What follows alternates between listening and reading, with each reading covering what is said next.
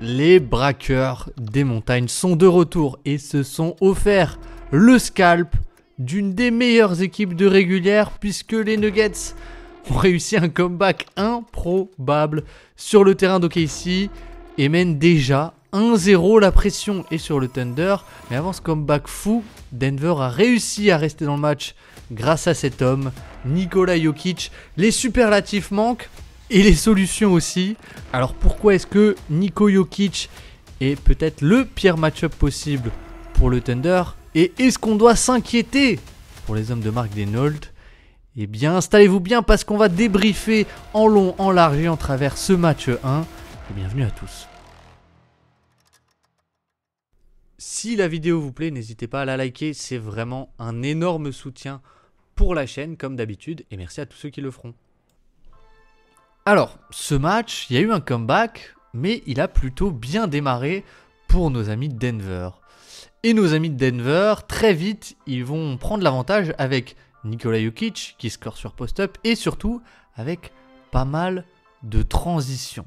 Énormément de transitions et c'est aussi là-dessus où Jokic est très bon. Et ici, oh là là, le contre incroyable de Chet Holmgren pour sauver la mise et ça repart du côté d'OKC. Mais c'est intéressant de noter le problème d'OKC qui est assez simple, c'est le spacing. Et ici, c'est assez clair.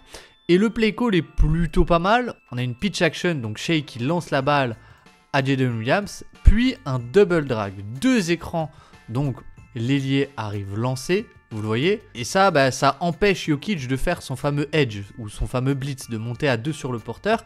Il arrive à le dépasser. Le problème, c'est précisément le spacing.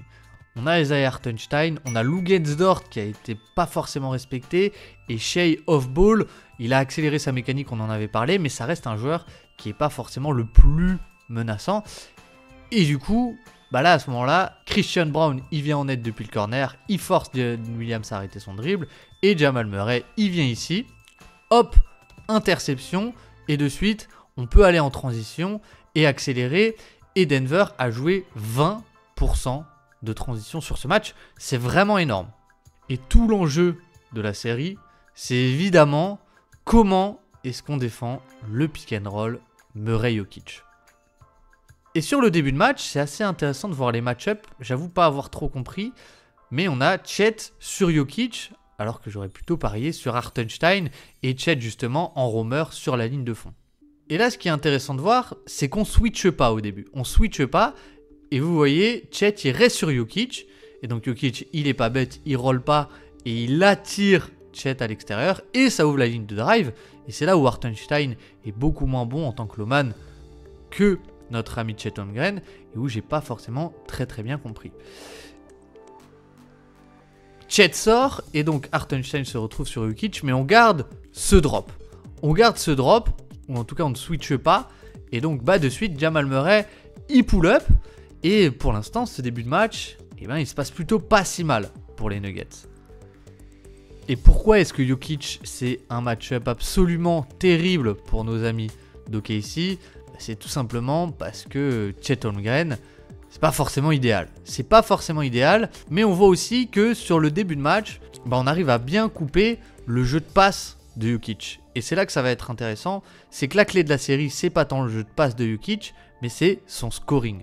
Parce que là, vous voyez, c'est la défense d'OKC. On a un carré où on a les 5 joueurs, quasiment. Alors pour les plus matheux, ça ressemble plus à un trapèze qu'à un carré. Mais vous voyez, on a les 5 joueurs dans la raquette. Et donc, ces fameux cuts des Nuggets avec Russell Westbrook, Peyton Watson, Aaron Gordon, on les annule complètement. Vous voyez là, très bonne interception de Caruso. Et finalement, toutes ces passes de cut, elles passent pas forcément. Mais la première clé, le premier run d'OKC, il se fait évidemment lorsque Jokic sort du terrain.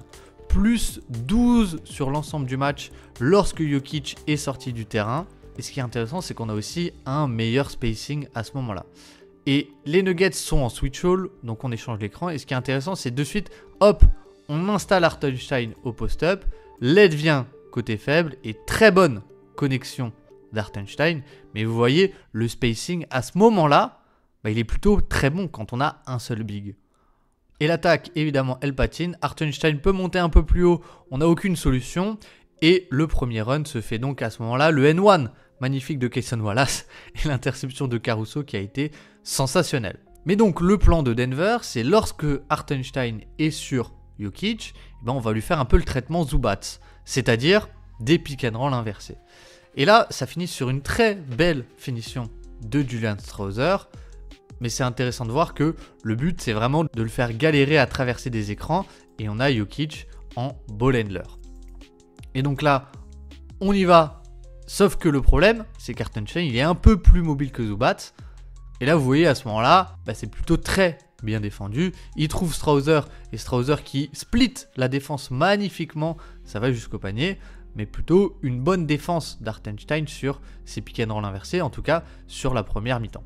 Mais donc, ok, ici, on a dit les problèmes, c'est spacing, profil face à Jokic, Chet sur du post-up et Hartenstein plutôt sur de la mobilité, et finalement, taille tout court. Parce que là, vous voyez, Hartenstein il sort, et regardez qui c'est les deux plus grands à ce moment-là sur le terrain, c'est Jokic et Michael Porter Jr. On obtient le rebond offensif et Denver a obtenu énormément de rebonds offensifs. Et derrière, hop, post-up sur Chet et j'ai la puissance, j'y vais. Et ce qui est intéressant là, c'est que ça aussi, c'est quelque chose qui va être clé sur cette série, c'est le flotteur de notre ami Jokic. Vous voyez là, on voit un peu tout, c'est que il l'enfonce suffisamment pour aller dans son spot. Et ce qui est intéressant, c'est que là, on a deux aides. On a un mur Jokic, donc il ne va pas aller jusqu'au panier ici. Mais le problème, c'est qu'il est tellement grand que vous voyez, les aides de Cason Wallace et Shai Gilgeous-Alexander, elles dissuadent pas du tout Jokic. Et vu qu'il a ce toucher de balle absolument exceptionnel, il peut contourner cette défense, tout simplement. Mais malgré tout, ça se passe pas trop mal pour le Thunder, notamment, comme j'ai dit, avec les line-up où on a un seul big et malheureusement, où on a Luguentz-Dort qui est sorti. Et là, c'est très bien joué parce qu'en fait, on a une zone, la 2-3 des Nuggets, la fameuse, et donc on a un écran ici, et face à ça, vous avez deux solutions. Soit faire monter le joueur en bas de la zone, Jokic, soit faire dézoner le deuxième joueur de la ligne arrière. Là, c'est ce qui se passe parce qu'on ne veut pas faire monter Jokic. On trouve Caruso, attaque le close-out, décalage, et tir ouvert pour Aaron Wiggins, et encore une fois, le bon spacing d'OKC par séquence qui marche, mais dans l'ensemble, ce qui va être clé, c'est vraiment les role players du Thunder et notamment Luguentz-Dort. Parce que Denver va tricher, va mettre Jokic sur lui comme ici, et là on a un ghost screen qui se transforme en pick and pop, mais ce tir, on va le laisser. On va essayer de faire ce qu'on a fait à Chris Dunn, et on va le laisser, et le rendement de Luguentz-Dort va beaucoup jouer. Mais de l'autre côté, en fait, vous voyez, le play call, il est très très simple. On se la remet au début, mais regardez, on n'a même pas de système, juste Jokic, il lutte un peu pour prendre la position au post-up, et derrière, hop, je lui donne la balle, j'y vais en puissance, et les aides, encore une fois, je suis tellement plus grand que je vais plus haut, là je le mets pas, excusez-moi, je vais au rebond, et panier pour Denver qui survit vraiment dans cette première mi-temps.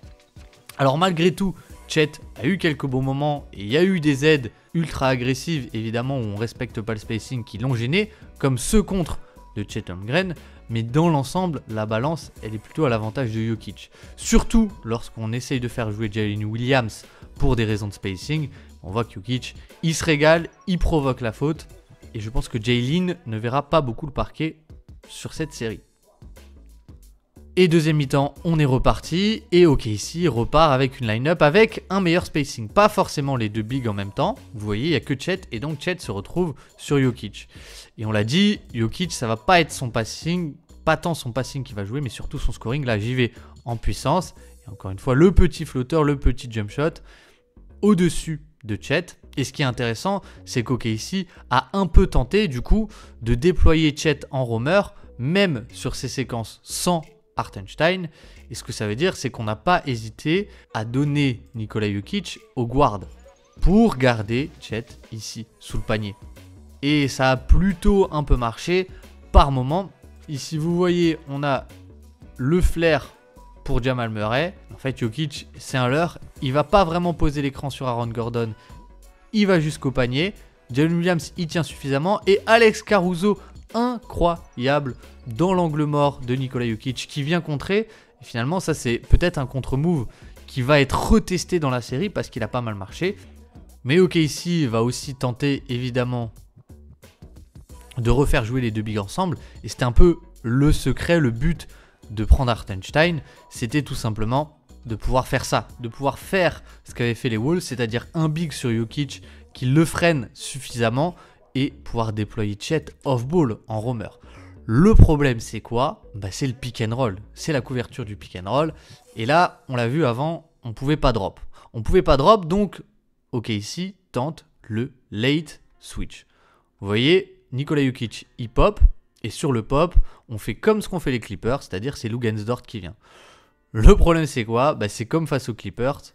Il y va, Jokic, le petit spin move. Et la LED, elle est bonne de Chet Holmgren. Mais encore une fois, le flotteur et le toucher de balle magique du Serbe. Et de l'autre côté, la deuxième mi-temps de Denver, elle est aussi un peu meilleure défensivement, je dirais. Et on retrouve un peu ces gros problèmes de spacing.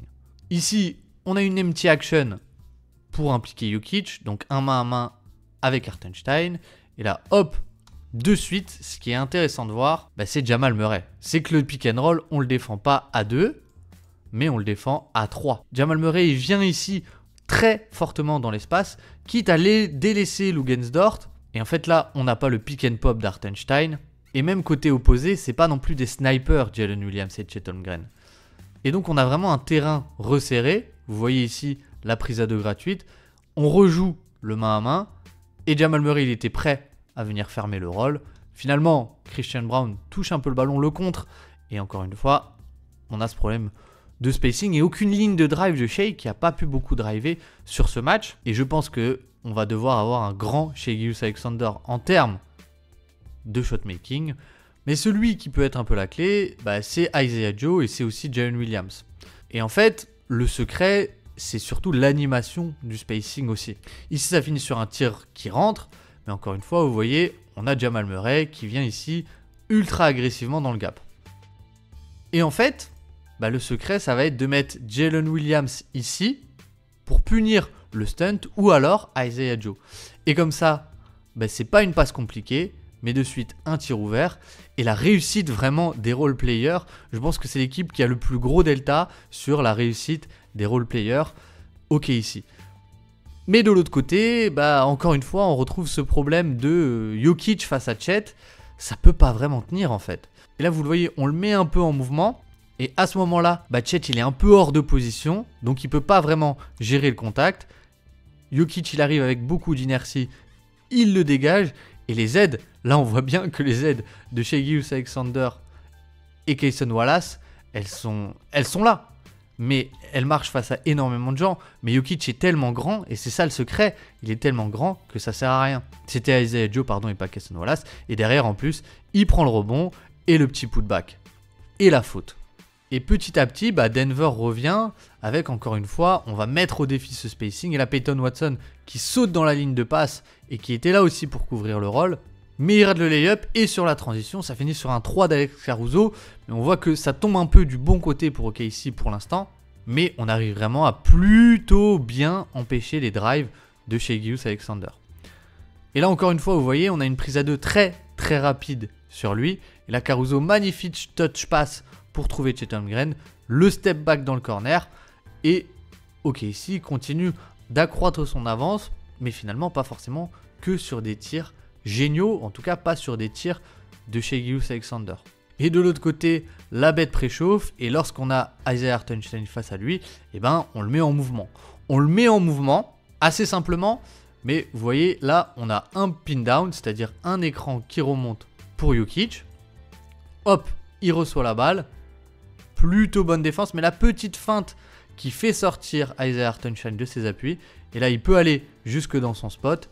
Et à ce moment-là, il y a beau avoir toute la densité du monde, comme on l'a dit, le flotteur de Jokic qui fait mouche. Alors on arrive en fin de match et on commence à vraiment se demander comment le Thunder pourrait perdre ce match, surtout après cet énorme step back de Shai Gilgeous-Alexander. Mais en fait, quand on y regarde de plus près, encore une fois, regardez l'écart qu'il crée et pourtant le tir est contesté. Et le secret, vous l'aurez compris, c'est Christian Braun. C'est Christian Braun et c'est le spacing, là le côté faible. On a Luguensdort, Caruso et Hartenstein parce que c'est peut-être le meilleur moyen de défendre Jokic. Le problème, c'est que Christian Braun, il peut venir complètement ici doubler sur Shai et Jamal Murray, il va gérer les deux joueurs ici assez aisément, Caruso et Dort. Et donc le cross, il est absolument magnifique, mais le tir, il est contesté finalement. Ça rentre, mais on voit que le spacing peut poser des problèmes et ça force un peu notre ami Shai à faire des exploits ou en tout cas à avoir énormément de shot making. Et de l'autre côté, encore une fois, le pick and pop. Et ce qui est intéressant, c'est que OKC rechange sa couverture, mais on retombe exactement sur le même problème, la taille de Jokic qui provoque les lancers francs. Et alors, qu'est-ce qui se passe ici? C'est qu'on ne fait plus un late switch, c'est-à-dire c'est plus Luguentz-Dort qui va venir ici, mais on fait un peel switch, c'est-à-dire où on fait de la next defense. C'est-à-dire que c'est un troisième homme, en l'occurrence Shai Gilgeous-Alexander, qui va venir sur Jokic, et après, c'est Hartenstein qui va venir ici sur le joueur de Shai, à savoir Christian Braun. Donc regardez bien ce qui se passe, hop, on pile, et on se dit, bon bah super, on a absorbé le décalage. Le problème c'est quoi? C'est que Jokic, il va en post-up face à Shai, et là il y a beau avoir toutes les aides du monde, le footwork est absolument dingue, la décélération je provoque la faute, et encore une fois je suis tellement grand que je pose un dilemme énorme. Et là on retrouve le pick and pop qui force le late switch de Caruso, et de suite Jokic, boum, j'y vais en puissance, en puissance, en puissance. Il a les aides, mais c'est pas grave parce que j'ai ce flotteur juste avant la raquette. Et chez Gilgeous-Alexander, il peut pas toujours avoir le shot making. Et si on force ces tirs, il y a bien une raison, c'est parce que c'est pas forcément des tirs ultra rentables. Et là encore, on a des aides ultra actives de la part des Nuggets, notamment Westbrook, mais même Aaron Gordon qui dézone de Chet Holmgren. Et finalement, on a vraiment ce mur anti-drive de Shai Gilgeous-Alexander parfaitement exécuté de la part des Nuggets. Ça rentre pas et on n'a plus que 4 points d'écart à l'avantage d'OKC, mais finalement ça se resserre.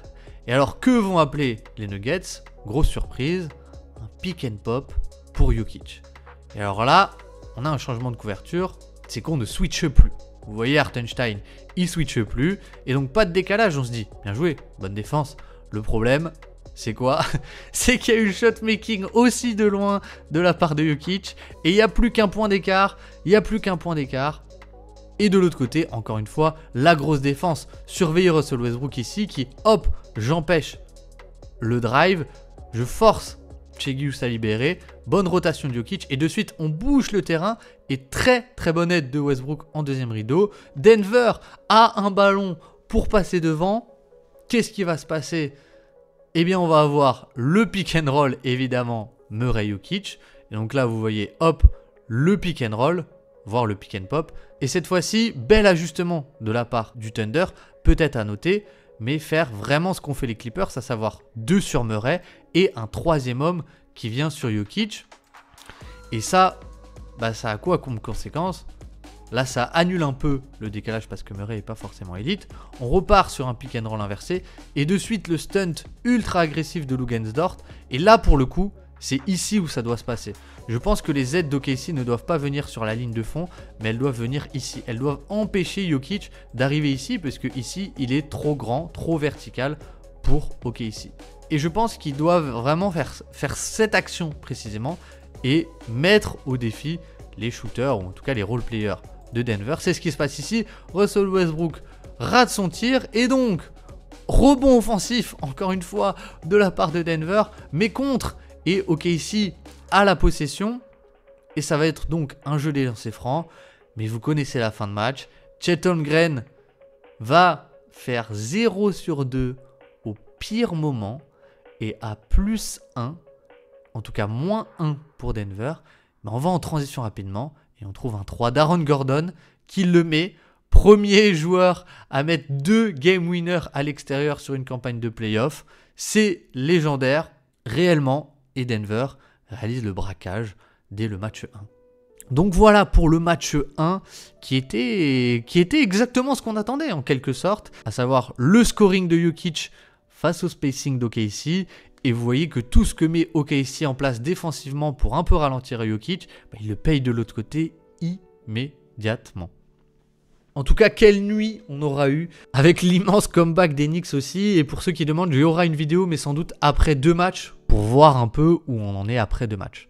En tout cas, merci infiniment de m'avoir écouté. Passez une très très bonne fin de journée. Je vous fais des bisous et je vous dis à très très vite. Ciao ciao.